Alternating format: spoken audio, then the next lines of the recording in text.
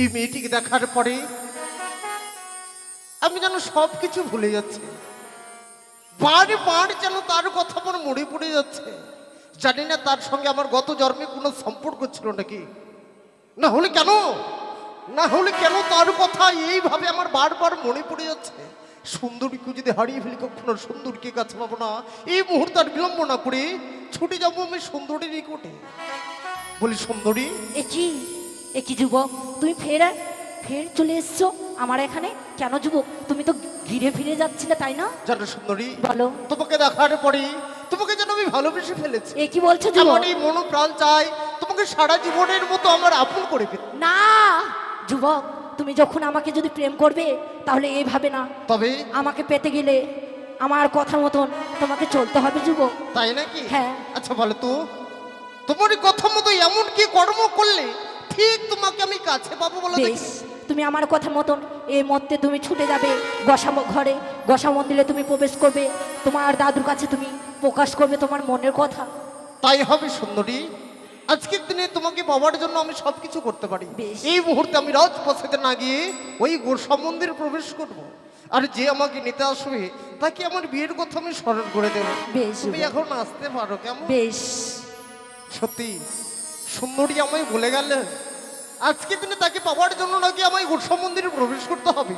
তাই আজকের দিনে আর বিলম্ব না করে ছুটে যাব আমায় ওই গোসা মন্দিরে। লখা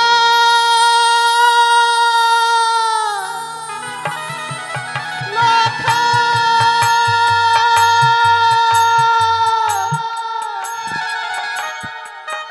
ওরে লক্ষা, তুই কোথায় রয়েছিস বাবা? তুই তাড়াতাড়ি আমার কাছে ফিরে আয়। তুই না দেখতে পেয়ে আমার মনখানা যে বড় ব্যাকুল। ওরে লক্ষা, তুই বিহনে সারা চম্পক নগর আমার অন্ধকার। মাসি, ও মাসিরা, তোমরা কি আমার লখাইকে দেখেছো?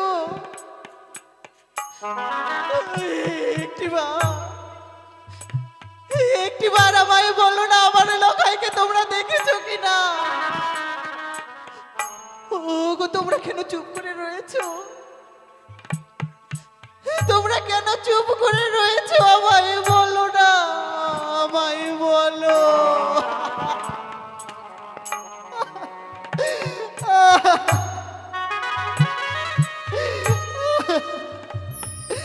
কোথায় গেলি রে?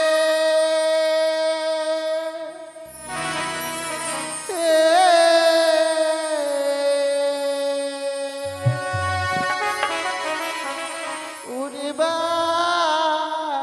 লখা,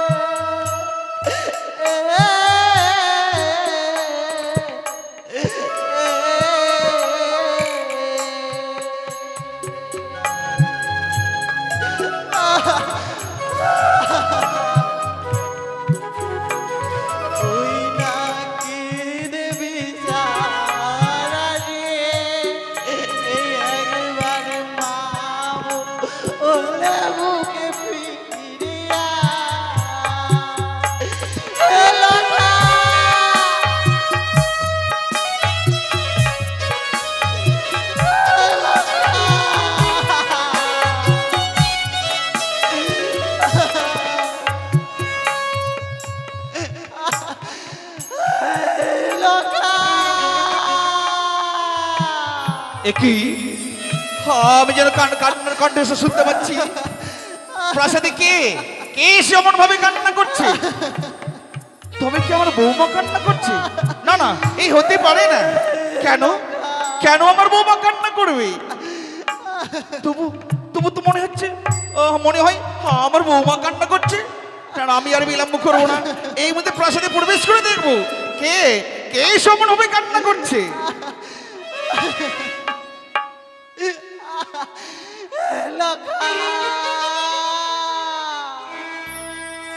বৌমা বৌমা, এ কি বৌমা, কি হয়েছে আজ তুমি অমন ভাবে কান্না করছো?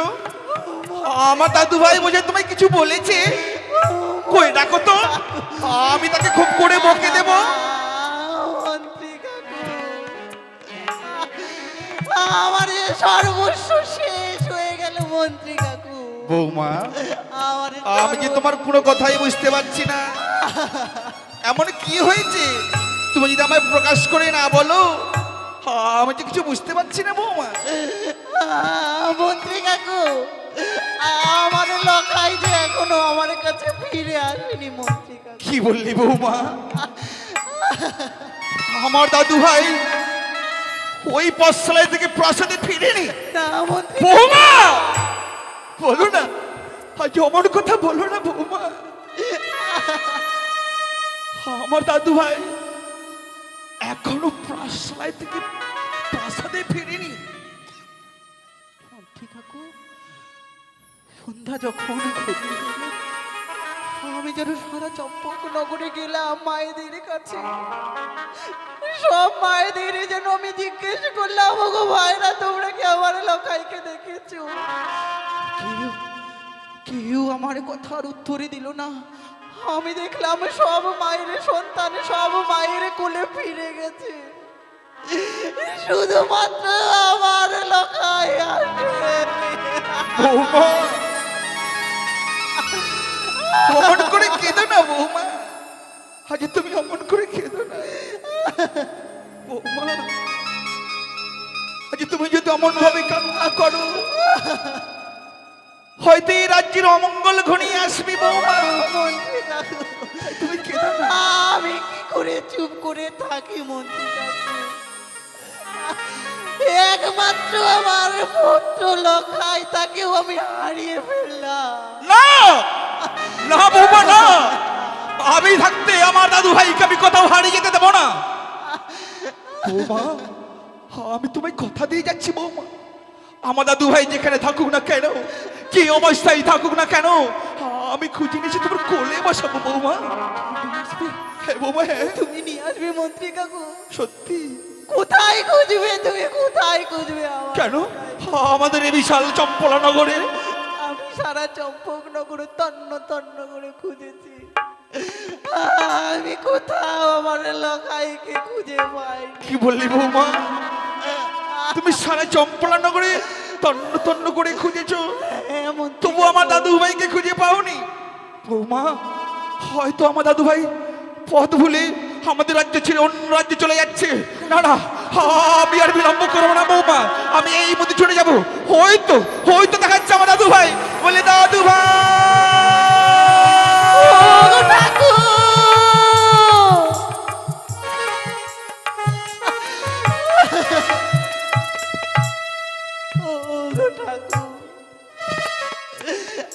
আমি তোমার চরণে কি এমন অপরাধ করেছিলাম, কি এমন অপরাধ করেছিলাম, আমি সারা জীবন আমার যেন চোখের জলে ফেলতে। ও গো ঠাকুর, তুমি আমায় যত কষ্টই দাও আমি সব সহ্য করব, আমি সব সহ্য করব ঠাকুর, শুধু তুমি আমায় সহ্য করার ক্ষমতা দিও, তুমি আমায় সহ্য করার ক্ষমতা দিও। লখা লখা, সত্যি সেই সুন্দরীর কথা মতো ছুটে এলাম। আপনি গোস্বা মন্দিরে এই মুহূর্তে গোসা মন্দিরের দ্বারখানা খোলা আছে। আমি ওই গোসা মন্দিরে প্রবেশ করি, দেখি আজকের দিনে এই গোসা মন্দিরে আমায় কি নিদর্শন। তাহলে প্রবেশ করি এই গোসা মন্দিরে। দাদু ভাই, দাদু ভাই, কোথায় রে? হরি দাদু ভাই, একটিবার আমার সম্মুখে আয়। আমি যার পথ চলতে পারছি না রে দাদু ভাই। আমি জানি তুই বড় অভিমানী, তাই অভিমানী করে আর অমন ভাবে লুকিয়ে থাকিস নি। তাই যে বলছি একটিবার আমার সম্মুখে আয়। আমি যে তোর জননকে কথা দিয়ে এসেছি রে, আমি যদি তোকে সত্যি খুঁজে না পাই, হবে না আমি প্রাসাদে যাওয়া। তাই বলছি একটিবার আমার সম্মুখে আয়। ওরে দাদু ভাই, তুই ছাড়া আমাদের কেউ নেই রে। তাই বলছি একটিবার আমার সম্মুখে আয়। কি দেখছি আমি? আমাদের গোসা মন্দিরের দরজা প্রত্যেকদিন খোলা থাকে, তুমি আজ বন্ধ কেন? তবে কি আমার দাদু ভাই গোসা মন্দিরে প্রবেশ করেছে? না না, এ হতে পারে না। কেন আমার দাদু ভাই গোসা মন্দিরে প্রবেশ করবে? তবু তো মনে হচ্ছে, মনে হয় আমার দাদু ভাই ওই গোসা মন্দিরে প্রবেশ করেছে। আমি তাকে একটিবার ডাক দিয়ে দেখি না কেন? বলি দাদু ভাই। কি রাজপ্রসাদ থেকে যেন দাদু এসেছে মনে হয়। দাদুটাকে আমি সাড়া দিই, বলি দাদু আমি গোসা মন্দিরে আছি গো দাদু। দাদু ভাই, হ্যাঁ গো দাদু। আজ তুই গোসা মন্দিরে কেন প্রবেশ করেছিস? হাই বেরিয়ে আই বলছি। আজ যে আমার মনে বড় অভাব দাদু, যার জন্য গোসা মন্দিরে আমি যেন প্রবেশ করে বসে আছি। কি বললি? হ্যাঁ গো দাদু। তোর মনে বড় অভাব? হরি দাদু ভাই, তুই জানিস নি তোর পিতা রাতালে ধরে পাতালে যায়, সোনার কুমড়ো ভূমিতে গড়াগড়ি খায়, তার আবার কিসের অভাব রে? তবু আমার মনে বড় অভাব। সেই অভাবের কথা যদি তুমি পূর্ণ করতে পারো, তাহলে গোসা মন্দিরের দ্বারখানা আমি খুলবো। তাছাড়া আমি কখনোই গোসা মন্দিরের দ্বারখানা খুলবো না দাদু। দাদু ভাই, এমন কি তোর অভাব যে আমি পূর্ণ করতে পারিনি? তার উপরে আমার সঙ্গে তোমার 3 সত্যই আবদ্ধ হতে হবে। কি বললি? হ্যাঁ গো দাদু। তোর সঙ্গে আমাকে 3 সত্য অঙ্গীকার করতে হবে, সত্যই। তবেই তুই বলবি তোর মনের কথা। হ্যাঁ দাদু। বেশ দাদু ভাই, বেশ, আমি তোর জন্য সবকিছু করতে পারি। বল আমায় কি করতে হবে? বলে 1 সত্য 2 সত্য 73 লক্ষ্মীর তোর যাহা বলিবি পালিবে 100 বার। 1 সত্য 2 সত্য 73 বার। আমার দাদু ভাই যাহা বলিবি আমি পালিব 100 বার। দাদু ভাই, তুমি কিন্তু আমায় কথা দিলে গোসা মন্দিরের দ্বার খোলার সঙ্গে সঙ্গে সেই উপহার কিন্তু তোমার কাছ থেকে আমি চাইবো, কেমন? বেশ দাদু ভাই, বেশ, আয় বেরিয়ে আয় বলছি। তাহলে আমি খুলে দিচ্ছি গোসা মন্দিরের দ্বারখানা, আমি খুলে দিচ্ছি। কি দাদু ভাই, তার মুখখানা যেন শুকিয়ে গেছে রে। কি বলছো দাদু? আয় একটিবার আমার বাহুপক্ষে আয়। দাদু আমার প্রাণখানা জুড়িয়ে গেল রে। দাদু ভাই, হ্যাঁ বলো। তুই আমাকে অনেক কাঁদিয়েছিস, আমি আর কাঁদবো না। আমি যখন তোকে পেয়েছি, এই মুহূর্তে তোকে আমি প্রাসাদে নিয়ে যাবো। চল আয়। কোথায় আছো দাদু? তার পূর্বে আমার কথাগুলো তুমি রাখবে না বলো তো? ও, তুই জানি কি বলবি তোর মনের কথা, তো বল দেখি। তুমি কর্ণপদগুলো শুনবে, কেমন? বেশ, এই বস্তুখানা কিন্তু আমি দিতেই হবে দাদু। বল না, এমন কি বস্তু? আর শোনো শোনো ও গো দাদু, ও গো দাদু, ওই আমি বলি যে তোমারে, বল না। ওই আমি পাঠশালাতে আর না যাব ও দাদু, ও তুমি জানাবে পিতারে। কি বললি তুই? হ্যাঁ, আমি পাঠশালাতে আর না যাব গো দাদু, জানাবে ভিতারে আমি পাঠশালাতে আর না যাব গো দাদু জানাবে ভিতারে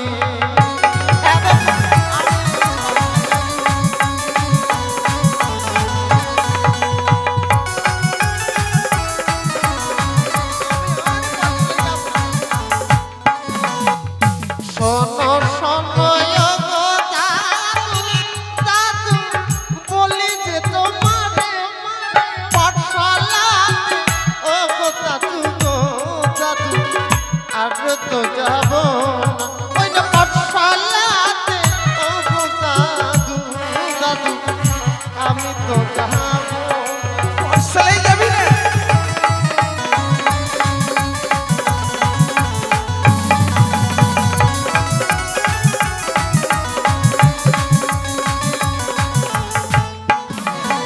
আমি আমি ওই পাঠশালায় আর যাব না দাদু কি বললি?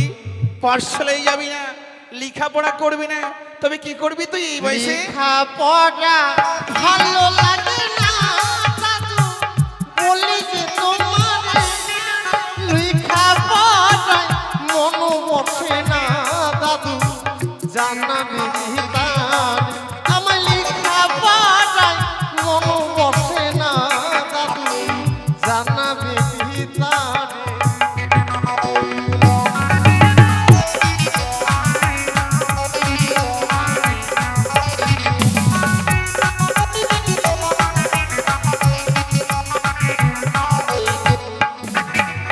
আর ওই লেখাপড়া ভালো লাগে না পাঠশালা যেতে আর ভালো লাগছে না দাদু কি বললি দাদু ভাই? লেখাপড়া তো কি ভালো লাগে না, পাঠশালায় যাবি না? না আমি আর কখনো যাব না তুমি এই বয়সে তুই যে লেখাপড়া না করবি, কি করবি তাহলে তুই? এই জানো দাদু আমি কি করতে চাই কি করবি? লেখাপড়া ছেড়ে দাদু করিতে চাইবি বিয়ের কথা ও গো দাদু জানাবি ভিতার আমার বিয়ের কথা ও গো দাদু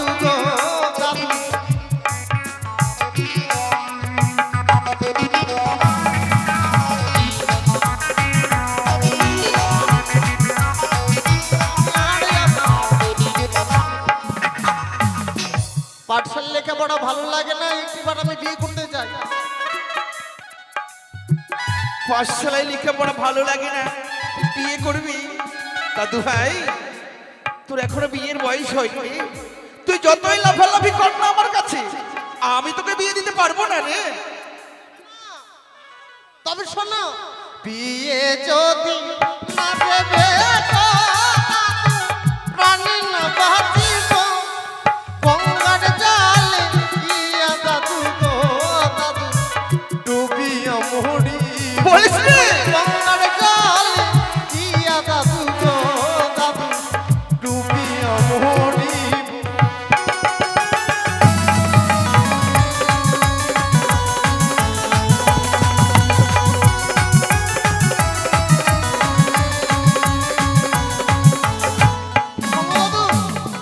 তুমি যদি আমার বিবাহ না ঠিক করো ওই বইতে যাচ্ছে গঙ্গার জল সেই জলে ঝপ্প দিয়ে আমার এই প্রাণকে আমি বিসর্জন করে দেবো না না দাদু ভাই না, ওরে দাদু ভাই তুই জানিস নি আমি এই পৃথিবীর সবকিছু ভুলে থাকতে পারি, কিন্তু তোকে ছাড়া থাকতে পারবো না। তবে দাদু শোনো এক সপ্তাহের মধ্যে যদি আমার বিবাহ ঠিক না হয় ওই বইতে যাচ্ছে গঙ্গার জল সে জলে ঝপ্প দিয়ে আমার এই প্রাণকে আমি বিসর্জন করে দেবো না না দাদু ভাই না, হে কি শুনলাম আমি, হে ঠাকুর আজ তুমি আমায় বলে দাও আমি কি করে আজ আমার দাদু ভাইকে বিয়ের কথা ভুলিয়ে রাখবো? পারবো না আমার দাদু ভাইকে বিয়ে দিতে। তবে তবে এই কথা সদাগর মশাইকে জানাতে হবে। কোথায় কোথায় রয়েছে আমার সদাগর মশাই?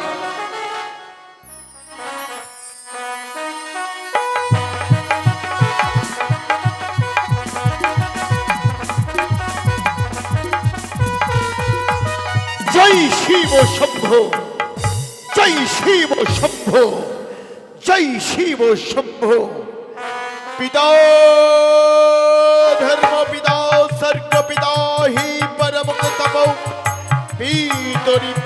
লাবণ্যে প্রিয়ন্তেই সর্বদেবতা। ও নমো শিবায়, ও নমো শিবায়, ও নমো শিবায়। হে গুরুদেব, তুমিই তো সর্বেশ্বর্বা।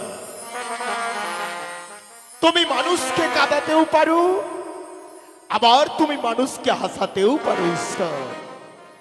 আমার আজ এক করে 6 সন্তানকে কেড়ে নেবার পর আবার তুমি আমার এই শূন্য বুক পূর্ণ করে দিয়েছো ঠাকুর। 6 সন্তানকে হারিয়ে আমি আবার এক নবজাত সন্তান লাভ করেছি। ব্রাহ্মণ মহাশয়কে ডেকে পুঁথিপত্র দেখে আমি আমার সন্তানের নাম রেখেছি শ্রীমান দুর্লভ লক্ষিন্দর। লক্ষিন্দর আমার গ্রাম্য পাঠশালায় লেখাপড়া করছে। সে একদিন উচ্চ শিক্ষায় শিক্ষিত হয়ে মানুষের মতো মানুষ হয়ে আমার এই চম্পলার মুখে মাথা তুলে দাঁড়াবে। সেই তো হবে আমার অদূর ভবিষ্যৎ।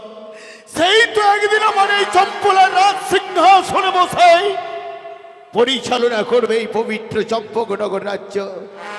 তাই হে গুরুদেব, হে ভোলা মহেশ্বর, তুমি আমার কনিষ্ঠ পুত্র দুর্লভকে এমনই আশীর্বাদ করো ঠাকুর, সে যেন মানুষের মতো মানুষ হয়ে আমার এই চম্পলার বুকে মাথা তুলে দাঁড়াতে পারে। হবে না, হবে না চাঁদ, তোমার মনের আশা কোনোদিন পূর্ণ হবে না। মন্ত্রী কাকা, ই আমি কি দেখছি? আপনার মলিন বদন, আপনার অশ্রু বাড়ি, আপনি কাঁদছেন কেন মন্ত্রী কাকা? আপনি কাঁদবেন কেন? আপনাকে কি কেউ কোনো কটস্থ করেছে? না বাবাচাঁদ, না, আমায় কেউ কষ্ট করে। তাহলে আপনি এমনি ভাবে চোখের জল ফেলছেন কেন মন্ত্রী কাকা? আজ আমি কেন কাঁদছি জানো বাবাচাঁদ? এই কথা কর্ণে শ্রবণ করলে হয়তো তুমি স্থির হয়ে থাকতে পারবে না। মন্ত্রী কাকা, হে বাবাচাঁদ, হ্যাঁ, কি এমন ঘটেছে যা শ্রবণ করলে আমি স্থির হয়ে দাঁড়িয়ে থাকতে পারবো না? কিন্তু আপনি যদি আমার সামনে প্রকাশ করে না বলেন, তাহলে এই সমস্যার সমাধান করব কি করে? বেশ, তাই বলছি শোনো। আজ আমার দাদু ভাই ওই পাঠশালায় থেকে ফিরার পথে প্রাসাদে না ফিরে আমাদের নোংরা গোসা ঘরে প্রবেশ করে। না, না! এ আপনি কি শোনালেন মন্ত্রী কাকা? এ আপনি কি শোনালেন? আমার কনিষ্ঠ পুত্র দুর্লভ সে আজ আমারই ওই নোংরা গোসা ঘরে। ছি, ছি মন্ত্রী কাকা, এ কথা শোনবার পর আজ আমার উঁচু মস্তকটা যেন বারবার নিচু হয়ে যাচ্ছে। মন্ত্রী কাকা, আমার লক্ষিন্দর আজ গোসা ঘরে প্রবেশ করেছিল, এ কথা আজ আমি শুনেছি।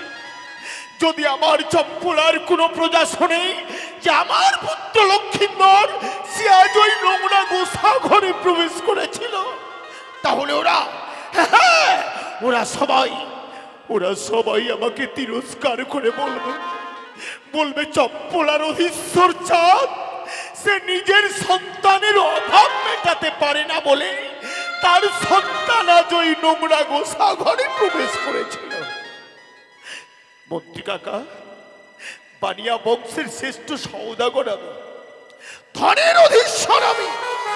আমার আতালের ধনে পাতালে শুকাই, সোনার কুমড়ো ভূমিতে গড়াগড়ি খাই।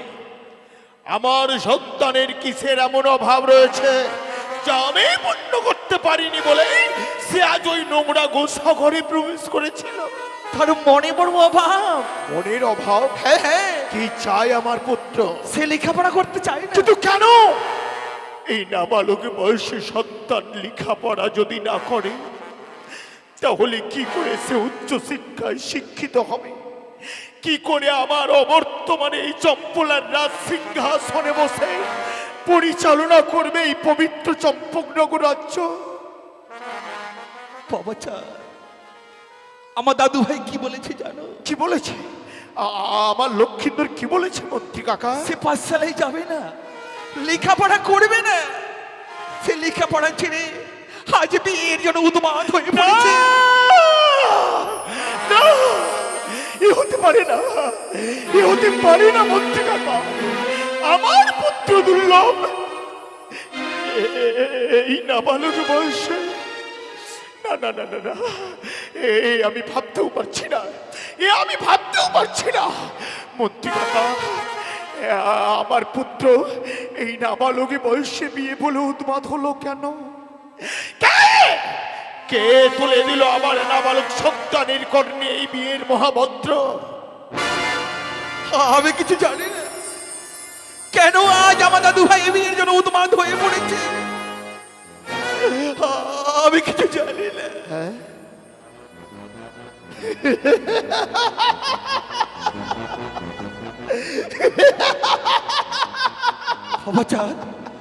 মনে পড়েছে, আমার মনে পড়েছে মন্ত্রী কাকা। আপনার মনে পড়ে? মনে পড়ে সেই দুলালী ধাত্রীমার কথা। একদিন লক্ষ্মীন্দর পাঠশালা থেকে ফিরে এসে আমাকে বলেছিল, যোগো পিতা, আমি আর কোনোদিন পাঠশালায় যাব না। তখন আমি লক্ষ্মীন্দরকে জিজ্ঞাসাও করেছিলাম, কেন রে, এই নাবালক বয়সে তুই পাঠশালায় যাবি না কেন? ও তখন আমাকে কাঁদতে কাঁদতে বলেছিল, যোগো পিতা, আমি যখন পাঠশালা থেকে বাড়ি ফিরে আসি তখন কেন কেন ধাত্রীমা আমাকে পথমাঝে বক্ষে জড়িয়ে ধরে ক্রন্দন করেন। আমি তৎক্ষণাৎ ভাবলাম, নিশ্চয়ই আমার লক্ষ্মীন্দরের প্রতি ওই ধাত্রীমার কোনো লোভ রয়েছে। তা না হলে কেন আমার লক্ষ্মীন্দরকে দেখে তাকে বক্ষে জড়িয়ে ধরে পথমাঝে ক্রন্দন করবে? সঙ্গে সঙ্গে ধাত্রীমাকে আনায়ন করলাম আমার রাজপ্রাসাদে। আমি যখন ধাত্রীমাকে জিজ্ঞাসা করতে লাগলাম যে আপনি বলুন তো ধাত্রীমা, আপনি বলুন তো, আপনি কেন আমার লক্ষ্মীন্দরকে প্রত্যেক পক্ষে জড়িয়ে ধরে ক্রন্দন করে, তখন ধাত্রীমা আমার কোনো কথার জবাবই দিতে চাইলেন। আমি ক্রোধে তাকে বেত্রাঘাত করতে লাগলাম। আর আমি যখন ধাত্রীমাকে বেত্রাঘাত করি তখন ধাত্রীমা আমার বেত্রাঘাত সহ্য করতে না পেরে কাঁদতে কাঁদতে ধুলাই লুটিয়ে পড়ল আর বলল, সৌদাগর মহাশয়, 10 বৎসরের মধ্যে লক্ষ্মীন্দরের বিবাহ দিলে বিবাহ নিষেধে বাসর ঘরে ওই পদ্মার নাকি নাকি লক্ষ্মীন্দরকে দংশন করবে। এ কথা বলতে বলতেই ধাত্রীমা আমার চণ্ডী মণ্ডপের সামনে শিলাই পরিণত হয়ে গেল। আমার আজও মনে পড়ে মন্ত্রী কাকা, আমার আজও মনে পড়ে ওই রাজগৃহ ছেড়ে এসে চণ্ডী মণ্ডপের সামনে দাঁড়িয়ে যখন আমি ওই শিলা স্তূপ দর্শন করি তখন বারবার মনে পড়ে যায় সেই দুলালী ধাত্রীমার কথা। আপনি বলুন না, আপনি বলুন, সবকিছু জানবার পরেও আমি কি করে 12 বৎসরের মধ্যে লক্ষ্মীন্দরের বিবাহ দেব? বাবা চাঁদ, এ কথা আমি আজও ভুলিনি। এখনো এখনো আমার চোখের সামনে ভেসে ভেসে আসে সেই দিনের কথাগুলো। তবে তবে যে আমার দাদু ভাই যাহা বলে গেল, 1 সপ্তাহের মধ্যে তাও যদি বিবাহ না দেওয়া হয়, ওই গঙ্গার জলে প্রাণকে বিসর্জন করে দেবে। না, হতে পারে না। আমি আমি আমার শেষ প্রদীপ এমনি ভাবে নিভে যেতে দেব না মন্ত্রী কাকা। আমি আমার শেষ প্রদীপ এমনি ভাবে নিভে যেতে দেব না মন্ত্রী কাকা। আপনি তো আমার পিতৃসম, আপনি তো আমার পিতার আমল থেকেই মন্ত্রিত্ব করছেন। আপনার কাছে কি এমন কোনো যুক্তি নেই যে যুক্তি দিয়ে লক্ষ্মীন্দরের বিয়ের কথা ভুলিয়ে দেওয়া যায়? আছে আছে বাবা চাঁদ, আছে। আমার কাছে অনেক অনেক যুক্তি রয়েছে। তাহলে বলুন না, বলুন, আমরা কি করে লক্ষ্মীন্দরের বিয়ের কথা বিস্মরণ করাতে পারবো? তবে কিছু অর্থের প্রয়োজন বাবা। অর্থ নিয়ে চিন্তা করবেন না মন্ত্রী কাকা, আপনি শুধু বলুন আমাকে কি করতে হবে। তোমায় কিছু করতে হবে না, সেই অর্থ নিয়ে আমি চলে যাবো উড়িষ্যার কটক শহরে। কটক শহর? হ্যাঁ হ্যাঁ, কিন্তু সেখানে গিয়ে কি হবে? সেখানে সুন্দর একটা স্বর্ণগিরি বাজ পায়রা নিয়ে এসে আমার দাদু ভাইয়ের হস্তে তুলে দেবো। সেই পায়রা নিয়ে খেলা করতে করতে ভুলে যাবে সে বিয়ের কথা, আবার করবে সে লেখাপড়া। গিরিবাজ পায়রা, যে পায়রা মানুষের সঙ্গে খেলা করে, যে পায়রা মানুষের সঙ্গে কথা বলতে পারে। হ্যাঁ, উত্তম। স্বর্ণগিরিবাজ পায়রা লক্ষিন্দরের হস্তে তুলে দিলেই সে পায়রা নিয়ে খেলতে গিয়ে বিয়ের কথা বিস্মরণ হয়ে যাবে। আবার সে পাঠশালায় লেখাপড়া করবে, সে উচ্চ শিক্ষায় শিক্ষিত হয়ে একদিন মানুষের মতো মানুষ হইয়া চপ্পলার বুকে মাথা তুলে দাঁড়াবে। সেই তো হবে আমার অদূর ভবিষ্যৎ। আর বিলম্ব নয় মন্ত্রী কাকা, আর বিলম্ব নয়। যেখানেই থাক, যেখানেই থাক সেই স্বর্ণগিরিবাজ পায়রা, আপনি তন্ন তন্ন করে সন্ধান করে সেই গিরিবাজ পায়রা ক্রয় করে নিয়ে আসুন। বেশ বেশ বাবা যাতে বেশ, আমি আর বিলম্ব করবো না। আমি এই মুহূর্তে ছুটে যাবো উড়িষ্যার কটক শহরে। উড়িষ্যার কটক শহরে যে প্রান্তে থাকুক না কোনো গিরিবাজ পায়রা, আমি কিনে এসে আমার দাদুর ভাইয়ের হস্তে তুলে দেবো। তাই করুন মন্ত্রী কাকা, আপনি তাই করুন।